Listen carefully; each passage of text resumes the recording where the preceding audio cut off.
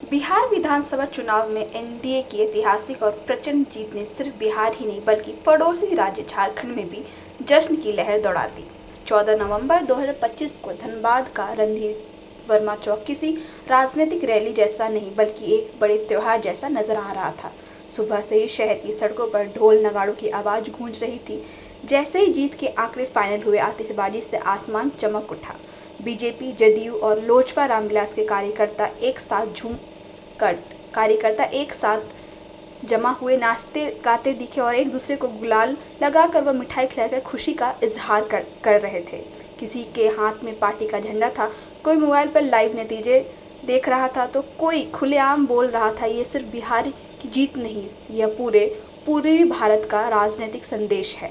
बधाई देंगे, बिहार की जनता का अभिनंदन करेंगे जो उन्होंने विकास पर मुहर लगाया। मोदी जी और नीतीश कुमार जी के विकास के कार्यों को उन्होंने जो बिहार में किया है, बिहार विकास के साथ साथ वहाँ के लोगों को सुरक्षा की गारंटी दी है, वहाँ के किसानों के जीवन में खुशहाली लाया है, वहाँ के महिलाओं के सशक्तिकरण के दिशा में प्रयत्न किया है, तो उनके इस कार्य पर वहाँ की जनता ने मुहर लगाया है।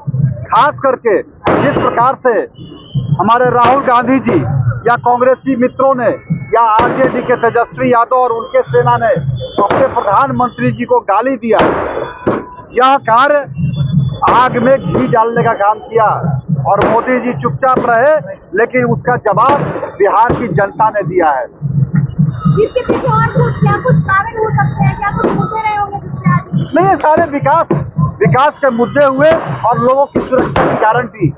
इसके साथ साथ वहाँ के युवाओं को, माता बहन युवाओं ने भरपूर स्नेह दिया है। वहाँ के युवाओं को रोजगार और की गारंटी भी, नौकरी की गारंटी भी मोदी जी और नीतीश कुमार ने दिया है, जिसका यह फल है कि वहाँ प्रचंड नहीं, बहुमत नहीं, प्रचंड बहुमत आया है।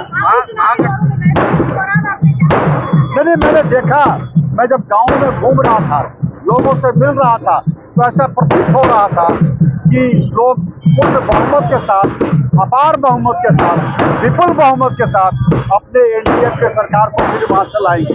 वोट चोरी का आया है, क्या कहेंगे? काफी नीचे गिरा। महागठबंधन को नीचे नहीं, उसी के लायक है ये। तो अभी आप सोचिए, जो तेजस्वी यादव उनके चीफ मिनिस्टरियल कैंडिडेट थे, जो तेजस्वी यादव 9वां फेल है, पिता के नाम के अलावा और कुछ नहीं, जिनका इतिहास रहा भ्रष्टाचार का, जो सजा, जिनके पिताजी सजा याफ्ता है, या जो नौकरी के बदले जमीन के भ्रष्टाचार में जो लिप्त हैं, ऐसे लोगों पर कहीं भरोसा हो सकता है क्या?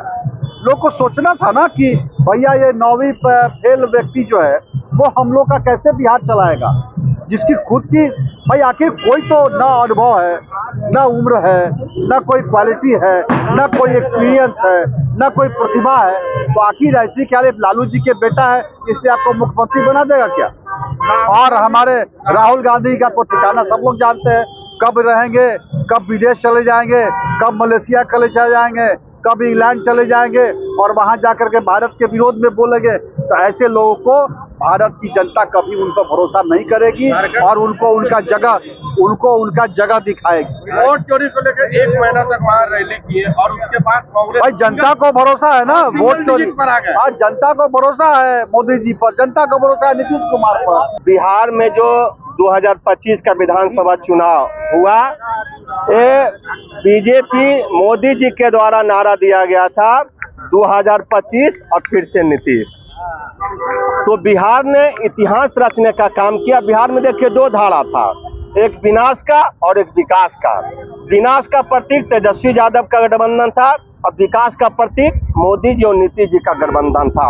वहाँ के जनता ने यह दिखा दिया जो हमेशा विकास के साथ है और ईमानदारी के साथ है। और देश का, आज आपके चैनल के माध्यम से कहना चाहते हैं कि देश का पहला नेता मुख्यमंत्री नीतीश कुमार जी हैं, जो लगातार 20 वर्ष तक राज किए, अब 25 वर्ष का राज करने का जनादेश दिया है।